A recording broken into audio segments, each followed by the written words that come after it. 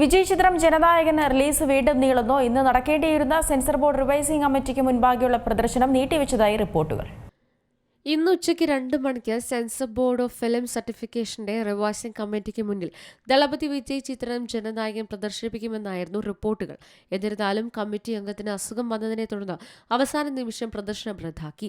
അതിന്റെ ഫലമായി അവലോകന പ്രക്രിയ അനിശ്ചിതമായി നീട്ടിവെച്ചു.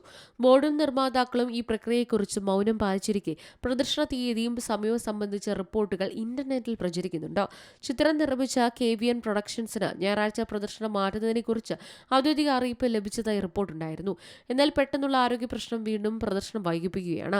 വിജയ്, മമിത ബൈജു, ബോബി ഡിയോൾ, ഗൗതം വാസുദേവ് മേനോൻ, പ്രകാശ് രാജ, പ്രിയാമണി, പൂജ ഹെഗ്ഡെ, നരേൻ എന്നിവർ അഭിനയിക്കുന്ന ചിത്രം ജനുവരി 9 റിലീസ് ചെയ്യാൻ പദ്ധതി ഇട്ടതു മുതൽ നിരവധി തടസ്സങ്ങളാണ് നേരിടുന്നത്.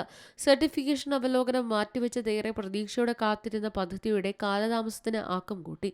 2026 തമിഴ്നാട് നിയമസഭാ തെരഞ്ഞെടുപ്പിന് ശേഷം ജൂണിൽ ചിത്രം റിലീസ് ചെയ്യുമെന്ന് ചില റിപ്പോർട്ടുകൾ സൂചിപ്പിക്കുന്നുണ്ട്. ചിത്രത്തിന്റെ റിലീസ് തീയതി സംബന്ധിച്ച അഭ്യൂഹങ്ങൾ പ്രചരിക്കുന്നു. എന്നിരുന്നാലും ഈ സമയപരിധി സംബന്ധിച്ച് നിർമ്മാതാക്കളിൽ നിന്ന് ഔദ്യോഗിക സ്ഥിരീകരണം ലഭിച്ചിട്ടില്ല. Entertainment desk, C Malayalam news. ഏറ്റവും പുതിയ വാർത്തകളും വിശേഷങ്ങളും വിരൽ തുമ്പിലറിയാൻ സി മലയാളം ന്യൂസ് എല്ലാ ഡിജിറ്റൽ പ്ലാറ്റ്ഫോമുകളിലും ലഭ്യം.